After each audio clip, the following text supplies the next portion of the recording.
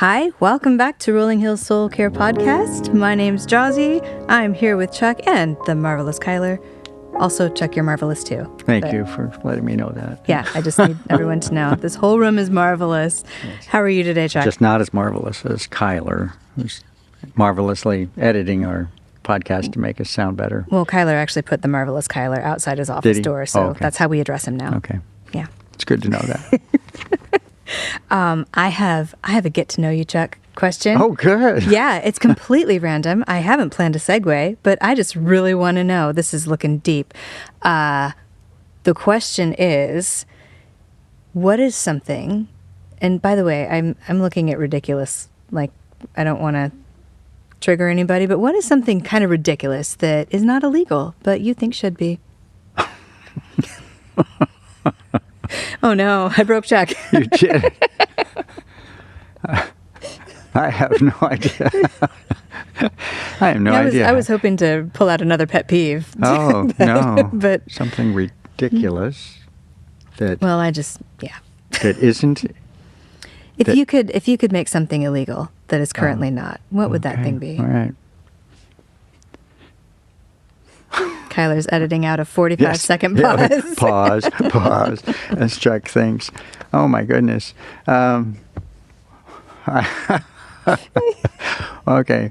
Well, yeah. In my perfect world, yes, you don't drive 10 miles under the limit in a on any road. But see, I agree with you. When I'm behind you, you don't chew really hard, crunchy things in a quiet room filled with other people. So there's two, I guess. I was really hoping that chewing thing wasn't going to come back up. I will noodle on what else I should begin to outlaw. All right, as soon as we finish recording, we'll start making a new book of laws. Yeah. Shall we move on to your blog? We shall. I think that would be a great idea. This is blog post 124, Expecting the Unexpected. Hey, that was a segue. Yeah. I should have expected you would ask a bizarre question there. Thanks, Jazzy. So, this is what I wrote. Do you ever find yourself unwilling to ask God for something because it just seems too big, too crazy, or more than you deserve? I sometimes catch myself doing this, and then I tell myself that it's not because I don't believe God can do it. I just don't want to bother Him with something this big when I feel so small. At least that's the story I tell myself. But if I honestly reflect on what's going on in my heart, I'm usually not sharing these requests with God because, 1, I'm afraid He will say no, and I don't want to be disappointed. Or 2, this particular prayer seems so large that it just seems a bit crazy. In either case, this is a lack of faith and trust on my part. How do I know that? Because Ephesians 3:20 says, quote, Jesus is able to do far more abundantly than all that we ask or think. How much more? Far more abundantly. What kind of things? All that we ask or even imagine.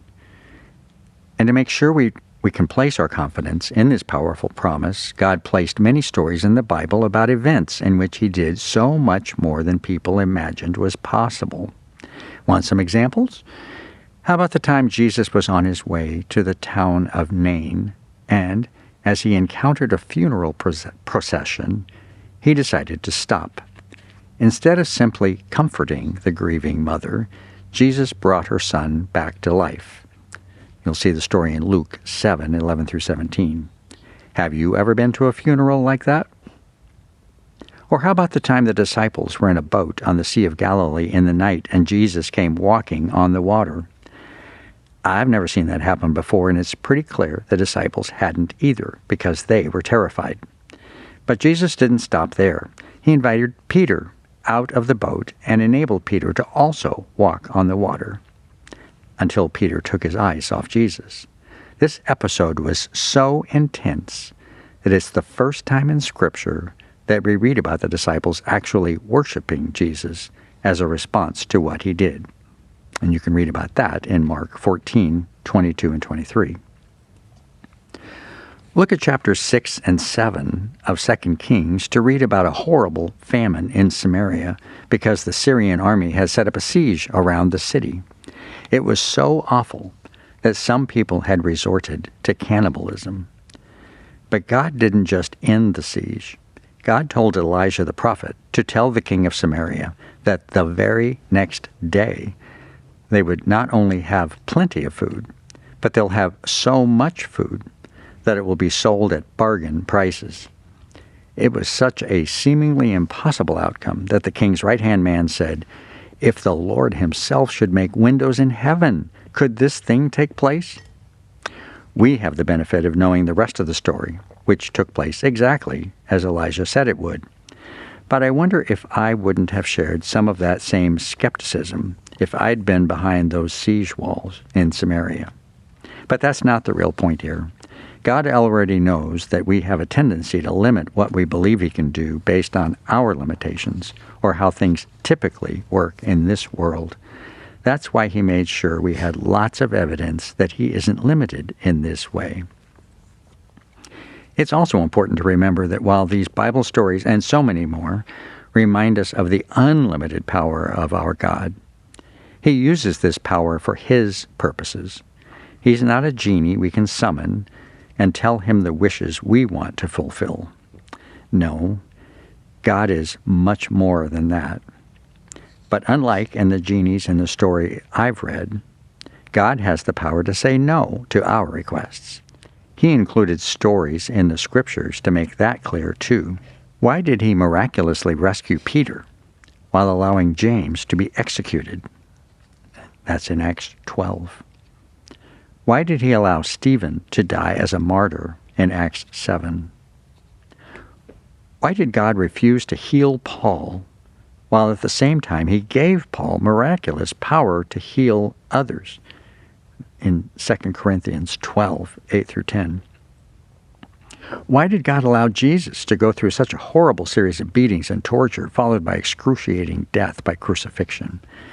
I imagine there were many people praying for God to act in a miraculous way that day and save Jesus from all of that, but he didn't.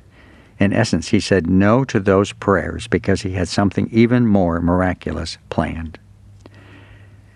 God doesn't always let us know why he says no to some prayers, but he does ask us to trust him that even when he says no, he's a good, loving, all-powerful, all-knowing God who is totally in control and is working all things for good according to his purpose. So while we're sometimes asked to accept the answer no, we're also told to keep on praying, keep on trusting, keep our spiritual eyes open for what God is doing, and don't limit God to what we think is needed. Remember, he is able to do far more abundantly than all that we ask or think or imagine, and all things are possible with God. And I close with Matthew 7:7 from the Amplified Version. Ask and keep on asking, and it will be given to you. Seek and keep on seeking, and you will find. Knock and keep on knocking, and the door will be opened unto you. Thank you, Chuck. This is a subject that I can relate to a lot. My favorite was at the very beginning when you were saying the things that you tell yourself about why you don't ask. I can even take that further. I have a really impressive reason why I don't ask things, and it's that, God did all those miracles in the Bible to prove to people who needed to see that he was God. But since I already know he's God, he's not going to work any miracles for me. So that's why I don't ask. There you go. There we go. Fully passive-aggressive on God. But or on me too, God. But yeah, I have that same thing, and it boils down to just fear of what the answer might be. And I don't want to be embarrassed because I asked and it didn't happen, and I don't want to assume that I know best. I'm afraid that the no will hurt. And I think one of the things that I forget very often is you didn't reference the verse specifically, but you said the thing about God being in control and working all things for good according to his purpose. Right. Because that's the question that I hear from other people all the time. Why does God let these things happen? If God's doing all things for good, how do you call that for good? Like how is cancer for good? How is civil war for good? That seems really contradictory. And we always forget the end of that verse, which is according to his purpose, which still makes me kind of scared to ask. Yeah. Well, and it's also God works all things. He didn't necessarily, that wasn't his plan. That's an important distinction. Can you say that again? Sure. Well, and it's important, and I have to remind myself of that God is sovereign, which means he has permitted it to happen, but it doesn't mean he decided to make it happen. So you mentioned cancer or war. In most cases, God did not choose that path.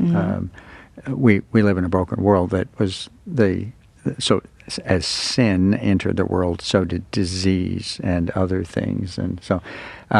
But God promised to work all things together for good, so he can use those things for good.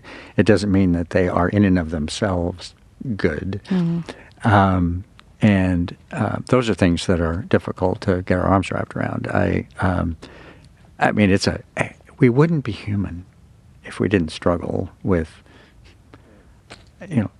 God, I love this person, you love this person, and I'm watching them suffer. Why? And he often doesn't seem to answer. That, and it may very well be that we just aren't equipped at that point in time to understand the answer, or he's asking us to be patient and trust him. I'm convinced that there will be probably most things aren't clearly evident to us until we're in heaven. I think it was Max Lucado, the pastor and author, who said he thinks the two most common words that we will say in heaven are, of course. Yes, while we have no sense of whether that's true or not, I resonated with that because there we will see for the first time things. In my following my quiet time this morning, I have a very. It isn't scriptural. It isn't part of my quiet time. It's just something else that is there, and it's a history fact of the day calendar on my desk, and I looked up and said, "Oh, I should, tear off the last one, look at this one," and it was about a meeting that took place with the leaders of the countries that won, and I used air quotes over the word one, World War I. So that was the United States and England, Great Britain, and France and Italy. And the, quote, losers in that, the Ottoman Empire, Russia, Germany, and Austria-Hungary. And so much damage had taken place that the reparations were a big part of that, and the country of Germany in particular was one that there were a lot. I mean, there were a lot of demands placed on them, and I think it was easy at the time to think, oh, this is a good thing. I see good. We've won. God's fixing it. We've won, and from our earthly perspective, we're holding them accountable for being bad. And so, at that point in time, those leaders did what they thought was good. The problem is they're not God, and I don't have any record that they sought his wisdom.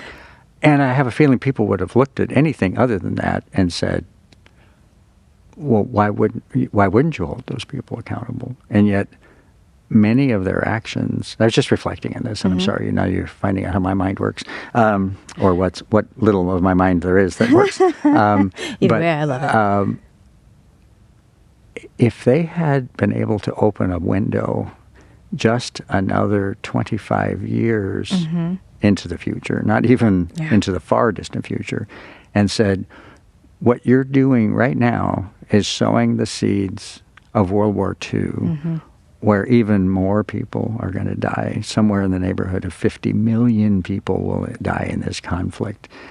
And much of it will be because of what you're doing right now, which is being viewed by the bad people as vindictive and overreach and inappropriate, and became something that, and again, I'm not justifying anything here. I'm just, I often look at history and view things as, would you do the same thing if you knew that? And that's when, we have the benefit of history looking back and seeing, well, that wasn't very smart, and that wasn't very smart. And occasionally things that you go, wow, that was very forward thinking. But no one has the ability to see into the far future in terms of how would God use that for, quote, good. And yet God can see it all because he's not bound by time. Right. So he sees the full picture. And we have to be trusting that we get little glimpses of, time often provides us with perspective that at the time we didn't have, and we would have made a bad choice, or we saw something as bad. And in retrospect, it actually, it was used like cancer. I have a personal relationship with several cancer victims, and one of them very recently, just an incredible guy, told me that he was in his devotional time thanking God for his cancer. And this is a terminal cancer for him. And I said, that's remarkable that you can do that. And I just wanted to hear a little bit more about why. He said, because he's had the opportunity to have multiple people come and visit with him, write him, call him, and tell him the impact that he's had on their lives.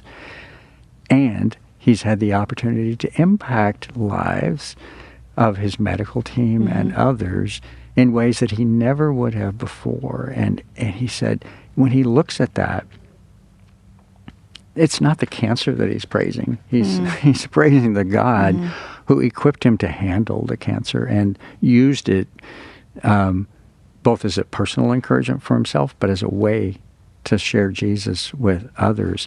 And God works all things together for good, often in ways that we won't see possibly in our lifetimes. And that's, all we need to do is just look at the nation of Israel and its history and say, well, God had a plan. He, over the first, from Abraham's initial arrival to the where Jesus came, an awful lot of weird stuff happened, including war and captivity. And in that case, Jesus used war. Jesus did, because Jesus is God and he was there. But, God, the triune God, used other nations to take the nation of Israel and Judah captive. And we look at that, and they thought, why? But he had a reason. And then so much of the Old Testament prophets are explaining why. There was a punishment for that. So sometimes God uses what look like bad circumstances because of evil by a nation or a person or a people. But often it is, in my mind, it's not, and again, it's not that, hey, you got cancer because you were bad. Right. Cancer is in the world because we live in a broken, sinful world.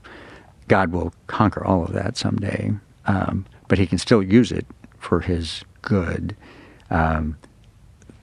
That is a very broad statement, and that does not mean the good will mean, and he'll make it go away.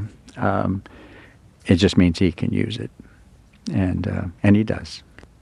So I feel like something I hear you saying is when we ask God for things, we sort of need to be careful to not be asking from our limited human perspective. Because as you said, God, like more than we could even imagine. Yeah. Well, and when he says more than you can imagine, and in other in other places in the Bible, he mentions that we can't comprehend. It's not like it's more than you can imagine, but let me help you imagine it. It's more than you can imagine. He is bigger than we can imagine. So yes, sometimes we're asking for the wrong thing. Sometimes we're asking for something that isn't, he's thinking, you're not asking big enough. And other times, and that's why I included it in this one, we ask for things that seem so practical. And for some reason, God says no. And I'm glad those things are in there, because otherwise I think I would find my faith on the rocks a lot, because you'd think, right. well, I must be a really bad person because my prayers are not being answered. And yet there are several examples where it seems puzzling. And in some cases, it isn't even clear 2,000 years later right. why he did that. And yet we know he can. So God's asking, do you trust me enough to know I'm working for your good in a very limited, there's no way to compare these things, but it is something like how as parents we say no to a lot of requests that we could make, and that the child will never understand why we're saying no to something as simple as, can't I have a chocolate ice cream sundae for breakfast? When it's right there and you could do it, and you obviously don't love me because you're not doing it. And later in life, they're able to look back and go, oh, I get it, and now I'm sorry I did that because my kid's doing it to me. Because my kid's asking me. But again, those are the comparison breaks down quickly, but that gives us some sense of, as parents, we have to say no to certain things because we know that in saying no, it is leading to growth and that you have their greater good in mind. And that just means, and that is really hard. Standing by as a human being, watching another person struggle, and yet they need to work through that in order to get the strength they need for the next thing that's coming that we don't know about, is part of God's. I mean, he's omniscient. He knows it all, and he's not bound by time. So there's nothing he doesn't know is going to happen. But we don't. So there's where some no's make no sense now, and we may not even fully understand them until we're standing before his presence. And we get to say, of course. But then we get to say, of course. And so that's what I'm looking forward to. I'm looking forward to not even caring. Just one big blanket. Oh, okay. I got it now. Yeah. Chuck, you've given us so much to think about. Thank you so much for that. And if you'd like to check out more of these writings or just say hi to Chuck, we actually do love hearing from you. So you can go to rollinghills.org/worship. You can also, again, follow RH Worship on Instagram, and the link to these is in that bio. So thank you so much, Chuck. Thank you, Jazzy. It's always good to spend time with you. Always.